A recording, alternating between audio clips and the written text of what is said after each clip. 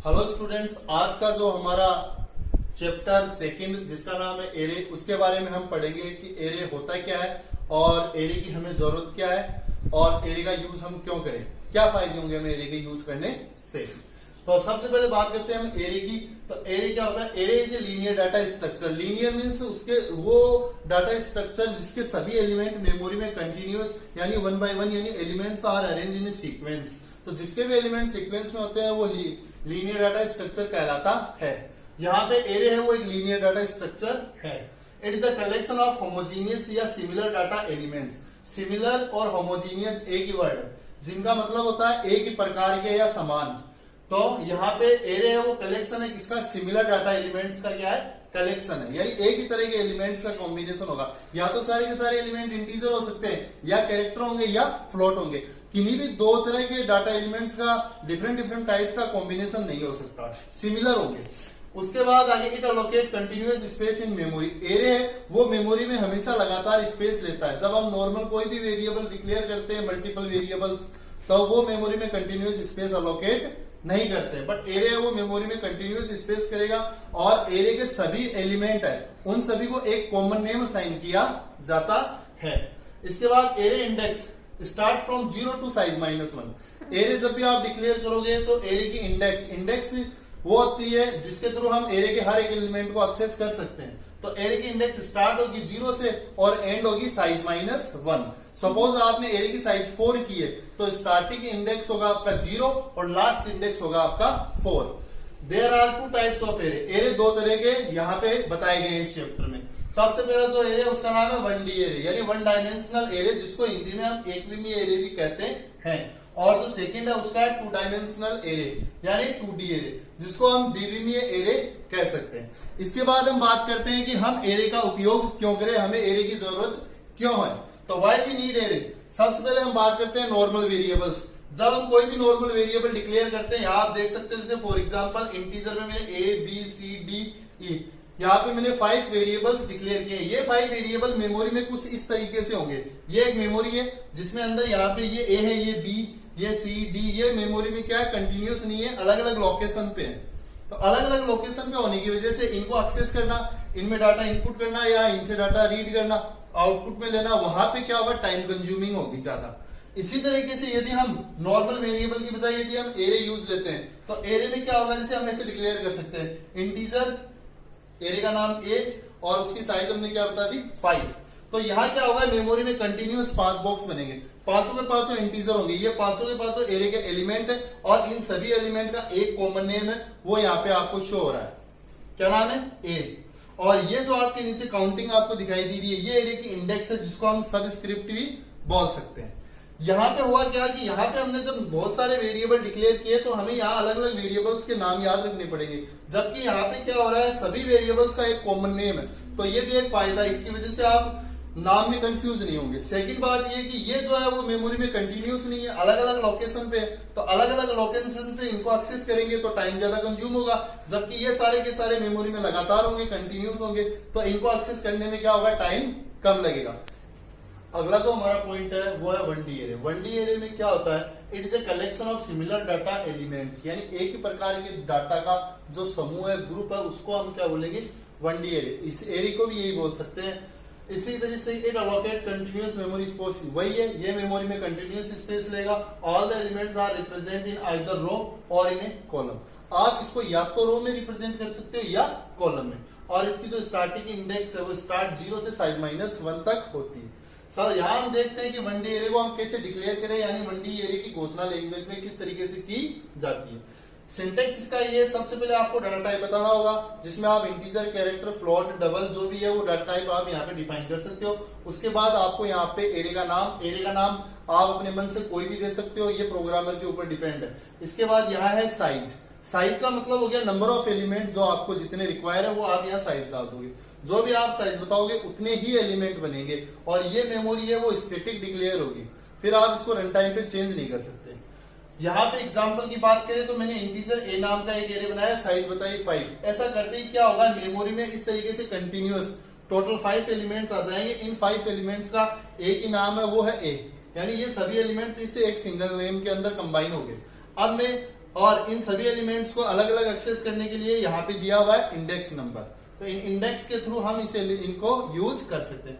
इसी तरीके से नेम नाम का एरे बनाया, ये कैरेक्टर्स को स्टोर करेगा, कोई भी नाम स्टोर हो सकता है, यहाँ पे इंटीजर वैल्यूज स्टोर हो सकती है। फ्लोट टाइप का एरे बनाया हुआ है, इसके अलावा डबल डाटा टाइप और एक्स नाम का भी एक एरे डिक्लेयर किया है। नेम नाम का जो एरे है वो मेमोरी में इस तरीके से कंटिन्यूस स्पेस लेगा, जिसके इंडेक्स 0 से कहां तक होगी, 9 तक। आगे हम एरे को इनिशियलाइजेशन देखते हैं कि इसको किस तरीके से इनिशियलाइज किया जाए। अभी हम 1D एरे का इनिशियलाइजेशन देखते हैं कि 1D एरे को किस तरीके से इनिशियलाइज किया जाता है। इनिशियलाइजेशन का मतलब है एरे डिक्लेयर होने के बाद उस एरे को जो फर्स्ट टाइम वैल्यू इनपुट की जाती है वो उसकी इनिशियल वैल्यू कहलाती है। तो अब हम इस एरे को इनिशियल वैल्यू या ऐसे कह सकते हैं, आप इस एरे को प्रारंभिक वैल्यू देंगे। तो यहाँ पे एरे को प्रारंभिक वैल्यू देने के दो तरीके हैं। पहला जो तरीका है उसको हम बोलते हैं कंपाइल टाइम।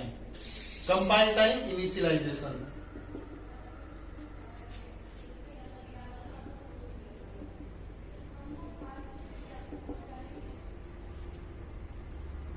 इसमें क्या होता है, जब आप एरे को डिक्लेयर करते हो उसी वक्त आप इसको इनिशियलाइज कर सकते हो। कैसे? इस तरीके से देखिए, इसका जो सिंटेक्स है वो कुछ ऐसे है। सबसे पहले आप डाटा टाइप, फिर एरे का नेम, उसके बाद यहाँ पे उसकी साइज के बाद आप यहाँ पे इस कर्ली ब्रैकेट के अंदर उसकी वैल्यू बता सकते हो। Value 1 comma value 2 comma value 3 4 जितने भी एलिमेंट्स है उन हर एक एलिमेंट की आप यहाँ पे वैल्यू डिफाइन कर दो। एग्जाम्पल के लिए हम ऐसे देख सकते हैं, यहाँ पे जैसे फॉर एग्जाम्पल मैंने एरे डिक्लेयर किया इंटीजर a जिसकी साइज मैंने बताई 5। इसके बाद यहाँ पे मैं इक्वल का साइन लगाऊंगा, फिर मैंने ये कैलिब्रेशन स्टार्ट किए और इसके अंदर वो 5 डिफरेंट वैल्यूज में यहाँ पे डाल दूंगा जो मैं इस एरे के अंदर इनपुट करना चाहता हूं। इससे क्या होगा कि ये जो एरे मेमोरी में इस तरीके से बना है जिसमें टोटल नंबर ऑफ 5 एलिमेंट्स है, जहां पे 0 1 2 3 4 इसके जो इंडेक्स है और इसका नाम है a। यहाँ पे इसमें फर्स्ट 0 इंडेक्स पे 10, आगे वाले में 15, फिर इस तरीके से यहाँ पे ये सारी वैल्यू इनपुट हो जाएगी। तो ये इसका इनिशियलाइजेशन है। एक तरीका और है, इसको आप कंपाइल टाइम पे इनिशियलाइज कर सकते हो। उसके लिए आपको क्या करना है, सबसे पहले यहाँ पे आपने जैसे ये एरे बना दिया, चलो यहाँ पे इस बार हम नाम चेंज कर देते हैं। एरे का नाम x बना दिया मैंने, यहाँ पे इसकी साइज मैंने बता दी 5। यहाँ पे केवल हमने एरे को डिक्लेयर किया। इसके बाद आप इसको इस तरीके x के 0 इंडेक्स पर, x के 1 इंडेक्स पर, x एरे के 2 इंडेक्स पर, x एरे के 3 इंडेक्स और x एरे के 4 इंडेक्स पर, यहाँ पे आप इस तरीके से इक्वल का साइन लगा के और यहाँ पर भी आप डिफरेंट वैल्यूज जो आप इस एरे के अंदर इनपुट करना चाहते हो वो यहाँ पे आप डिफाइन कर सकते हो।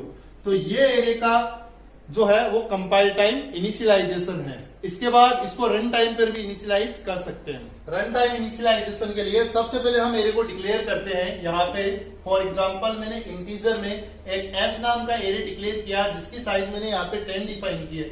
उसके बाद मैं यहाँ पे एक i वेरिएबल बनाऊंगा जो i इंडेक्स को चलाएगा। रन टाइम इनिशियलाइजेशन के लिए मैं यहाँ पे लूप का यूज करूंगा। फॉर लूप के थ्रू मैं ये काम बड़ी आसानी से कर सकता हूँ। तो फॉर लूप को हम किस तरीके से इसमें लगाते हैं और कैसे इंप्लीमेंट करते हैं देखिए। सबसे पहले यहाँ पे for i equal to 0, i की वैल्यू लेस देन रहे 10, i प्लस प्लस, यहाँ पे इसके अंदर हम printf एंटर ए वैल्यू, इसके अंदर %d address of a of i और यहां पे हम इसको बंद करेंगे। इससे क्या होगा, यहाँ पे i है वो एक इंडेक्स को चला रहा है। यहाँ पे हमने एक लूप बनाया है, लूप का नाम है फॉर लूप। इसमें i की वैल्यू मैंने 0 से इनिशियलाइज की, इसलिए की क्योंकि जो एरे है उसका स्टार्टिंग इंडेक्स 0 होता है। i को लेस देन 10 तक चलाया, लेस देन एरे की जो भी साइज है उससे लेस देन तक। अब यहाँ i है वो 0 से स्टार्ट हो गया, लेस देन 10 मतलब वो 9 तक चलेगा। हर बार i की वैल्यू इंक्रीमेंट होगी और ये स्टेटमेंट बार बार में रिपीट होंगे। तो फॉर सपोज कीजिए यहाँ पे आपका जो ये एरे है वो इस तरीके से एरे बन गया जिसका नाम s है, जिसके कुल मिला के टोटल 10 एलिमेंट है, 1 2 3 4 5 ये 10।